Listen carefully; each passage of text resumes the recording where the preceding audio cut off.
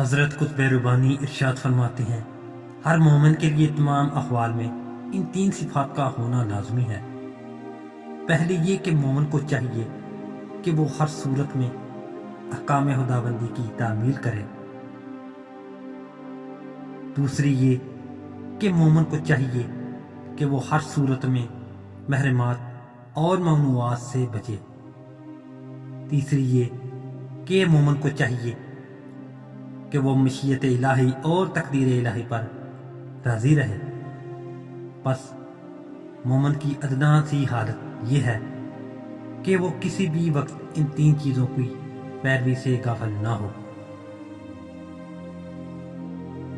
اور اس کا دل ان کے ارادے اور نیت کو لازمی قرار دے۔